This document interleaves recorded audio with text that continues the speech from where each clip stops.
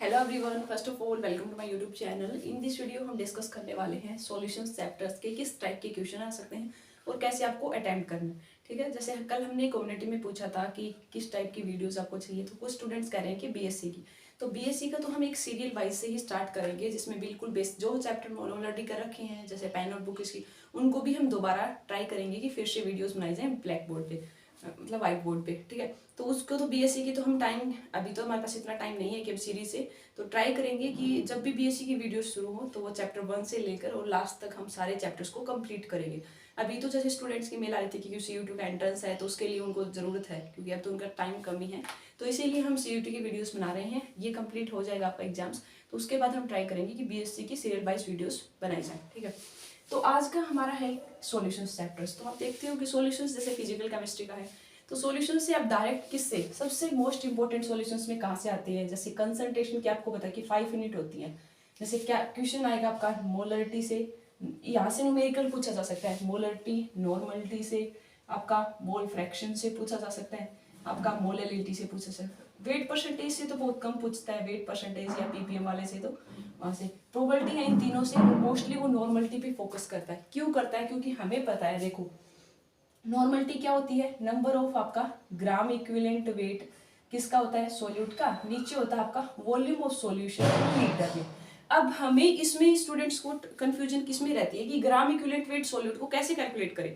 तो उसके लिए हमने आपको बता रखा है कि ग्राम इक्विवेलेंट वेट सॉल्यूट का क्या होता है कि मास ऑफ सॉल्यूट जितना दे रखा है वेट उसका, और बाई में उसका होता है इक्विवेलेंट मास। ठीक है, अब इक्विवेलेंट मास को कैसे कैलकुलेट करते हैं हम, इक्विवेलेंट मास को मोलिकुलर मास बाई एन। ठीक है, अब एन फैक्टर अलग अलग होगा चारों चीजों के लिए हम बताएंगे, जैसे एसिड के लिए क्या होगा, बेस के लिए क्या होगा, साल्ट के लिए क्या होगा, ऑक्सीडाइजिंग और रिड्यूसिंग वाले के लिए क्या होगा। अब देखो सिंपल सा याद रखो, अब कोई एसिड दे दिया, मान लिया H2SO4 है, तो एसिड में देखो कितना H पॉजिटिव वो डोनेट कर सकता है, तो यहाँ पे 2 है तो इसका एन फैक्टर 2 होगा।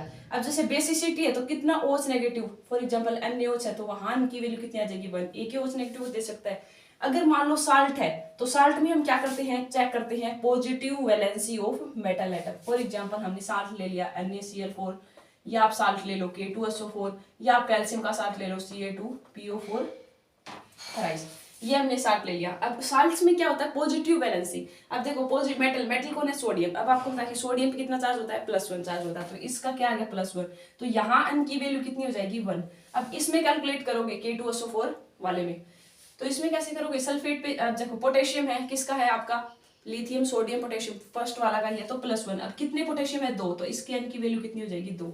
अब कैल्शियम वाले में कैलकुलेट करो, अब कैल्शियम किसका है, एल्केलाइन अर्थ मेटल, चार्ज कितना होता है +2 चार्ज होता है, Ca3PO4 ट्वाइस होता है ये।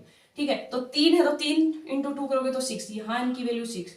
तो आप क्या करोगे, अब कैल्शियम का एटॉमिक नंबर 20 होता है आपको पता है, फॉस्फोरस का 39 31 होता है, तो इसमें आप क्या करोगे कि एन की मोलिकुलर वेट कैलकुलेट करोगे, एन की वैल्यू पुट कर दोगे, तो यहाँ से आप इसको कैलकुलेट कर सकते हो। मोलिलिटी हमने पहले भी बताई हुई है कि कितने number of moles of solute, नीचे मास ऑफ सॉल्वेंट किलोग्राम में।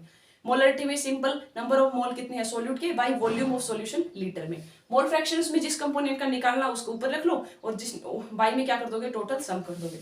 तो ये तो फर्स्ट तो सिंपल था, कंसंट्रेशन की जो यूनिट्स है, यहाँ से न्यूमेरिकल्स कैसे पूछ सकते हैं, वहां से क्वेश्चन आएगा। और अगर हम सेकंड बात करें तो वो आपका पूछे जा सकता है कोलिगेटिव प्रॉपर्टी से। ठीक है, सेकंड क्वेश्चन कहां से बनेगा आपका, कोलिगेटिव प्रॉपर्टीज में, जैसे उसमें एक हेनरी लॉ है ना, वहां से आपका स्टेटमेंट पूछ सकता है, हेनरी लॉ, रुआइट्स लॉ, आइडियल और नॉन आइडियल सॉल्यूशंस। वहां से क्या, क्योंकि सीयूटी के एंट्रेंस में क्या होता है कि एक तो न्यूमेरिकल वहां से मिल सकता है, और इनमें डेफिनेशंस वाइज पूछ ले, जैसे हेनरी लॉ क्या बोलती है आपका, Raoult's law, non Raoult's law, ideal non ideal में। बाद में क्वेश्चंस बनेंगे कोलिगेटिव प्रॉपर्टी से, इसमें कई बार तो न्यूमेरिकल्स भी आ जा सकता है, जैसे 4 होती हैं, relative lowering vapour pressure, depression in freezing point, elevation है, ऑस्मेटिक प्रेशर, वहां से क्वेश्चन पूछ सकता है। और ऑस्मेटिक में लास्ट में जैसे वो आई की वैल्यू निकालते हैं ना, वॉन्स ऑफ फैक्टर कि एसोसिएशन के लिए क्या होगा, डिसोसिएशन के लिए क्या होगा, वहां से भी आपका क्वेश्चन पूछ सकते हैं। 1-2 मार्क्स में आइसोटोनिक क्या होता है, इस टाइप से भी पूछ सकते हैं, ऑस्मेटिक प्रेशर सेम होता है वो वाली कंडीशन। तो डायरेक्ट जो डेफिनेशन है वहां से 1 मार्क्स का क्वेश्चन, और न्यूमेरिकल्स है तो न्यूमेरिकल्स इन 5 यूनिट से, या आपका लास्ट वाला जो ऑस्मोसिस वाला हम करेंगे, आई की वैल्यू कैलकुलेट करनी, वहां से आपका पूछ सकते हैं। तो सॉल्यूशंस भी इतना ही आएगा, और उनका ध्यान रखना है, कई बार वो यूनिट भी पूछ लेते हैं कि मोलरिटी की यूनिट क्या होगी, नॉर्मलिटी की क्या होगी, या ये पूछ लिया आपकी कौन सी बेटर यूनिट है टेम्परेचर के साथ जो चेंज नहीं होती, तो हमें पता है कि मोललिटी और मोल फ्रैक्शन टेम्परेचर के साथ चेंज नहीं होती, क्योंकि इनमें मास आता है, मास आपको पता चेंज नहीं होता टेम्परेचर के साथ में। ठीक है, तो यही क्वेश्चंस काफी इंपॉर्टेंट है सॉल्यूशंस चैप्टर से। नेक्स्ट वीडियोस में हम लेके आएंगे ऑर्गेनिक के रिएजेंट्स वगैरह या और कोई टॉपिक इनऑर्गेनिक का, कि जहाँ से मोस्ट आते इंपॉर्टेंट भी है और आपको कर लेना है। ठीक है, आई होप आप सबको कुछ हेल्प मिल रही होगी वीडियो से। कोई अनदर टॉपिक चाहते हो आप सीयूटी से रिलेटेड, तो आप कमेंट जरूर कीजिएगा। I will try to make on that topic videos. Thank you.